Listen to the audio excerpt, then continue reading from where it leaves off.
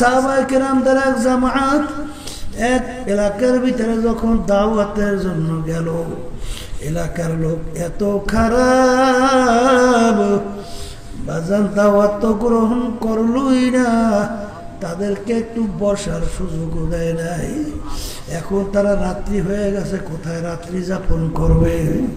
বাজান রাত্রি যাপন করার জায়গাও দেয় না। সাহাবায়ে কেরামদের জামাতের আমির বললেন, আজকে রাত্রে আমরা জঙ্গলের ভিতরে রাত্রি যাপন করব। যখন সাহাবায়ে কেরামদের জামাত জঙ্গলের ভিতরে ঢোকে, কাফেরের দলেরা, বেঈমানের দলেরা, নাস্তিকের দলেরা হাসাহাসি শুরু করলো, বলাবলি শুরু করলো। শুনছি মুসলমান জাতি নাকি পাগল, আসলেই তো পাগল। ওরা যে জঙ্গলের ভিতরে ঢুকতেছে, জঙ্গলের ভিতরে বড় বড় বাঘ চাইয়া আছে, বড় বড় সিংহ, বড় বড় হিংস্র প্রাণী, আরে বিষাক্ত সাপের কোনো অভাব নাই। যখন ওরা জঙ্গলের ভিতরে ঢুকবে, আগামী দিন একজন কেউ আর জ্যান্ত পাওয়া যাবে না। বাজান ওরা হাসাহাসি করে। মুসলমানদের জামাতের আমির সে জঙ্গলের ভিতরে ঢুইকা আমির জঙ্গলা পশু পাখিকে লক্ষ্য কইরা ওয়াজ করতে আছে, অর্থাৎ ভাষণ দিতে আছে, বক্তব্য দিতেছে।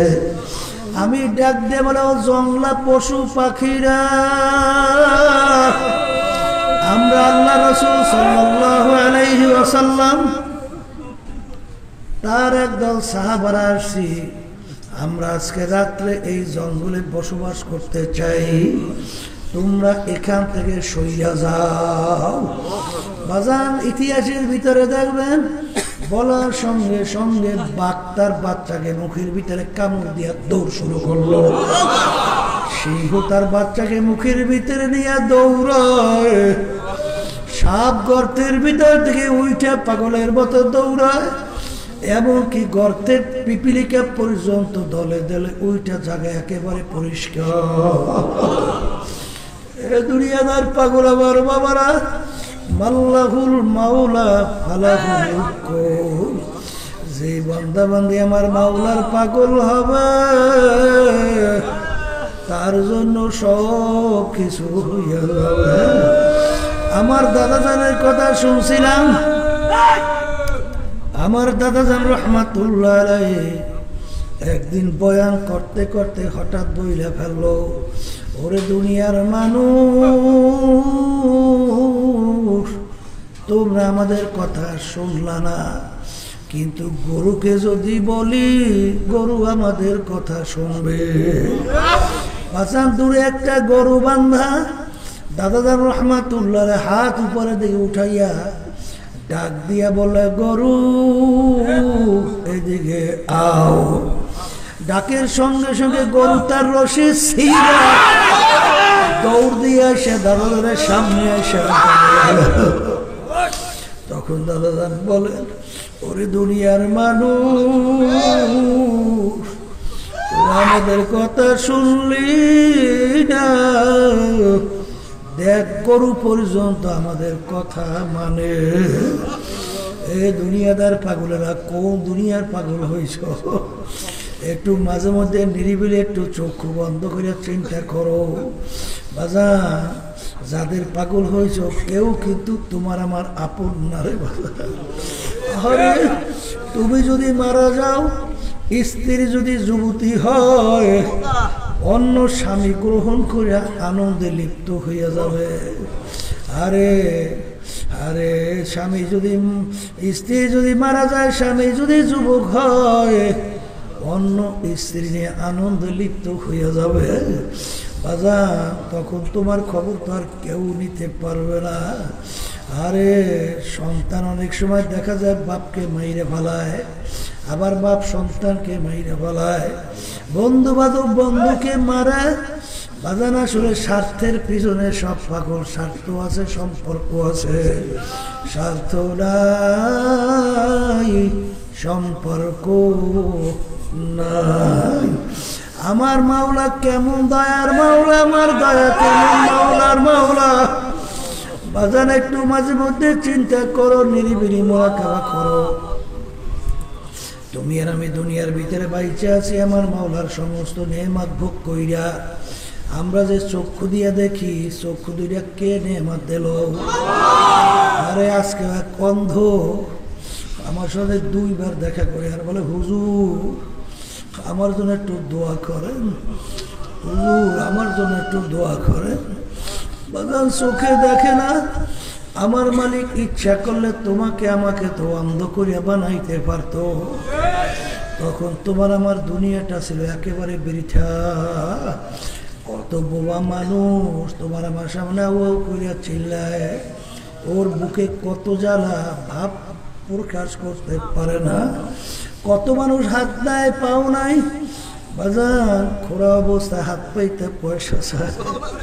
তোমাকে আমাকে আমার মালিক ইচ্ছা করলে এরকম হাত পাও ছাড়া মানুষ বানাইতে পারতো কি পারতো না? বাজান রে, এই সমস্ত নেয়ামত আমার মালিক তোমাকে আমাকে দান করলেন। আজকে সূর্যের আলো ভোগ করি, নেয়ামত আমার মাওলার। বাজান পানির ভিতর থেকে মাছ উড়াইয়া পাক করিয়া খাই, নেয়ামত আমার মাওলার। শ্বাস টানি এবং সারি, নেয়ামত আমার মাওলার। আমার মালিক যদি 5 মিনিটের জন্য বাতাস বন্ধ কইরা দেয়, বাজান বর্মেয়াগিরি আর থাকবে না, সব লাশ হইয়া পইরা থাকবে। এই নেয়ামত এই হাওয়া বাতাস কার? সমস্ত নেয়ামত আমার মালিকের ভোগ কইরা আমার মালিকের নাফরমানি করি। আমার মাওলা কত দয়ার মাওলা, তোমাকে আমাকে একদিন তার সূর্যের আলো বন্ধ করলেন না, একদিন জমিনের ফসল বন্ধ করলেন না, একদিন বাতাসও বন্ধ করলেন না। বরং আমার মালিক ডাক দিয়া বলে, কুল ইয়া ইবাদিয়াল্লাযীনা আসরাফু আলা আনফুসিহিম লা তাকনাতু মির রাহমাতিল্লাহ ইন্নাল্লাহা ইয়াগফিরুয যুনুবা জামিআ। বাজা বাজা হারো সে হস্তি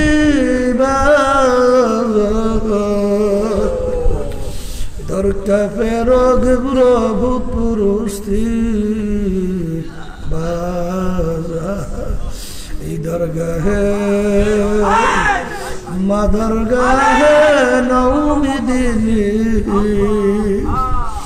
সদবরাবর তওবা শিকস্তি বাজা। আমার মাওলা ডাক দিয়ে বলে, হে আব্দুল করিম, হে রাউল করিম, হে রহিমা খাতুন,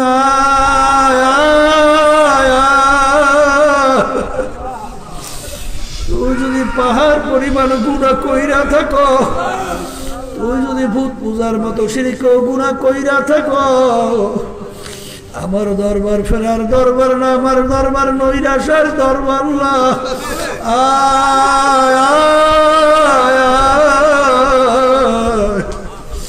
তুই যদি 2 চক্ষের পানি ছাইরা দিলটাকে ভাইঙা করুন সুরে 2 হাত আমার দরবারে তুইলা যদি মাপ চাওয়ার মতো চাইতে পার, তোকে আমি শুধু মাপ করবো তাই না, তোর জীবনের সব গুনাহকে আমি নেকের দ্বারা পরিবর্তন কইরা দেব। আমার এই দয়ার মাওলাকে বুইলা কার মহাব্বতে পড়ছো, কার প্রেমে পড়ছো, সব ফাঁকি। এই যে আমার বাজানদেরকে বলবো, এরপরেও যদি বুঝে না আসে, মাঝে মাঝে কত ঘটনা আমার মাওলা বাংলাদেশেও দেখায়। বাজান চরমনায়ের মুজাহিদ ছিল কুড়িগ্রামে, অনেকে তাকে ঘুঘু মুন্সি কইয়া ডাকত, আসলে নাম ছিল বশিরউদ্দিন মুন্সি। বাজান দুনিয়া থেকে বিদায় নিয়ে কবরে যাওয়ার পরে 32 বছর পরে নদীর ভাঙ্গলে যখন তার কবর ভাঙা গেল, বাজান 32 বছর পরে কাপড়ের কাপড় সহ আনাম তাজা লাশ বের হয়ে আসলো। এখন উঠে নিয়ে আব্বাজান রহমাতুল্লাহ আলাইহি তার নামের মাদ্রাসার সামনে দাফন করছে। আমি কয়েক মাস আগে সেই কবর জিয়ারত করিয়া আসছি। বাজান যারা উঠাইছে বাজার এবং যারা দেখছে, একজন আমাকে বলে হুজুর মুখে থেকে কাপড় সরাইয়া দেখছি ওই যে দাড়িতে মেহেন্দি লাগাইছে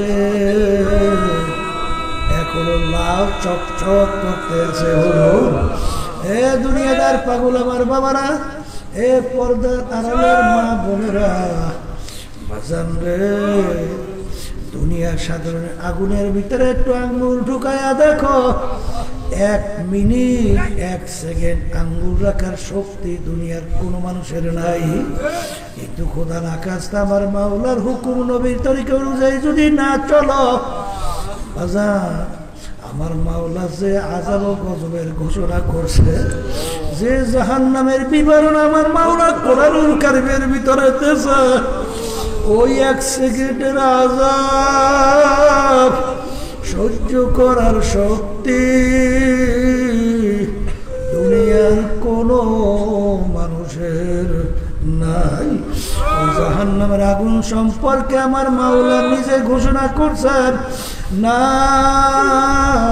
নারুল্লাহিল মুকাদাতুল্লাতী তাত্তালিউ আলাল আফইদা। জাহান্নামের আগুন এমন তেজের আগুন হবে, শরীরের যে কোনো জায়গায় লাগার সঙ্গে সঙ্গে ওই আগুন যাইয়া কলিজা পর্যন্ত পৌঁছে যাবে। আল্লাহ আপনি আমাকে আমাদের সবাইকে মাফ করে দেন। আল্লাহ দুনিয়ার যে কোনো কষ্ট সহ্য করতে না পারলে মানুষ মারা যায়, কিন্তু বাজার কিয়ামতের ময়দানে জাহান্নামের মধ্যে বাজান যত কষ্ট মউত তালাশ করে আর কোনো দিন পাবে না। এই জন্য আমার ভাইদেরকে বলবো, পর্দা আলে মা বোনদেরকে বলবো, মুসলমান বলতেই কিন্তু মন চায় গুনার থেকে ফেরবে, নেকের কাজ করবে, দুনিয়া থেকে বিদায় নিয়ে কবরে যাবে। কিন্তু বাজার বিভিন্ন দলের পিছনে পইরা, বিভিন্ন নেতা নেত্রীর পিছনে পইরা, দুনিয়ার মোহে পইরা, সম্মান সম্পদের পিছনে পইরা দরাকে সরাকে আর মনে করতেছে না রে বাজার। যেই দলের নেতা নেত্রীর পিছনে পইরা আমার মাওলাকে বলছো, আমার রসুলের তরিকা ছাড়ছো বাজার, ওই কোরআনুল কারীমের ভিতরে আমার মাওলা আগেই শোনায় রাখছেন, ইয়াউমা নাদউ কুল্লা উনাসিন বিইমামিহিম। কিয়ামতের ময়দানে আমার মালিক প্রত্যেকটা মানুষকে তার দলের নেতা নেত্রীর সঙ্গে ডাকবে। ডাইকে আমার মালিক বলবেন, তোর দলের নেতা নেত্রী যেদিকে যায় ওদের পিছনে পিছনে সেই দিকে চলে যায়। এক কথায় তোমার নেতা নেত্রীর যেখানে জায়গা তোমারও সেখানে জায়গা। আমি বলছি না, আল্লাহ বলছে। মানবা কিনা তা জানি না বাজান, মানো বা না মানো, জোর কইরা ধইরা মানাবার দায়িত্ব কিন্তু আমাদের না। আমাদের দায়িত্ব শুধুমাত্র তোমাদের কাছে জানান দেওয়া, বইলে দেওয়া, পৌঁছে দেওয়া। এই জন্য ওলামায়ে কেরাম দেখবে বয়ানের শেষে অনেক সময় বলে, ওমা আলাইনা ইল্লাল বালাগ। আমাদের দায়িত্ব তোমাদের কাছে পৌঁছানো, মানো বা না মানো এটা বুঝবা আল্লাহর সঙ্গে। এই জন্য আমার ভাইদেরকে বলবো, পর্দারে মা বোনদেরকে বলবো, আমি আপনাদের জন্য দোয়া করি, আমিও দোয়া চাই মালিক যেন আমাদেরকে ঈমানকে মজবুত করিয়া খাঁটি মুসলমান বানাইয়া তারপর যেন অন্ধকার কবরে ডাক দেয়।